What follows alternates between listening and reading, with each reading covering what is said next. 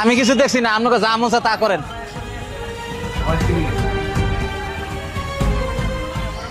চলো বাবা, যার ডিমগুলো ক্ষতি হয়েছে তার জন্য আমরা একটু অপেক্ষা করি, সে আসলে তার সাথে দেখা করে যাব।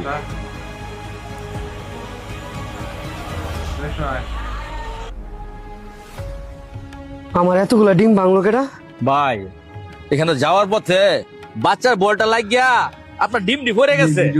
আপনার জন্য অনেকক্ষণ যাবত অপেক্ষা করতেছি ডিমের জরিমানাটা দেওয়ার জন্য। আপনি আমার জন্য অনেকক্ষণ যাবত অপেক্ষা করতেছেন? আপনি যে ডিমটা ভাঙছেন ভাই, আমি তো দেখি নাই। ইচ্ছা করলে তো আপনি চলেও যেতে পারতেন। আপনি ঠিক বলছেন, আপনি এই ডিমগুলা ভাঙতে দেখেন নাই, কিন্তু ভাই আমার নিষ্পাপ বাচ্চা সে তো দেখছে আপনার ডিমগুলা যে আমি ভাঙছি।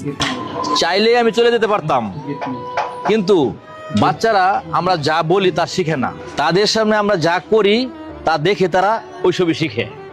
আমি যদি জরিমানার ভয়ে এখান থেকে চলে যেতাম, তাহলে বাচ্চাটা আমার কাছ থেকে ভুল শিক্ষা গ্রহণ করত।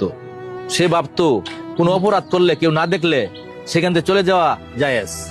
টাকার ক্ষতি হয়তো আমি এক সময় পূরণ করতে পারবো, কিন্তু বাচ্চারা যদি আমার দ্বারা একটা ভুল শিক্ষা গ্রহণ করে, সেই ক্ষতি আমি কখনো পূরণ করতে পারবো না। হয়তোবা আমার ডিমগুলোর দাম 200 টাকা, কিন্তু আপনি বাচ্চাটাকে যে শিক্ষাটা দিয়েছেন সেটা কোটি টাকার সমান। আপনি একজন আদর্শ পিতা, আপনার সন্তানকে যে শিক্ষা দিয়েছেন, আমার এই সামান্য ডিম ভাঙাতে আমার কোনো আফসোস নেই। আপনি এখন আসতে পারেন। ধন্যবাদ ভাই, চলো বাবা।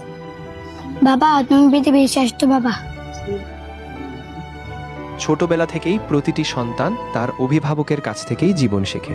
সেই সময়ে যদি সঠিক শিক্ষা না পায়, তবে সে ভুল পথে পা বাড়াতে পারে। তাই আসুন শৈশব থেকেই সন্তানকে সুশিক্ষায় গড়ে তুলি, একজন আদর্শ মানুষ হিসেবে আমরা তাকে প্রতিষ্ঠিত করি।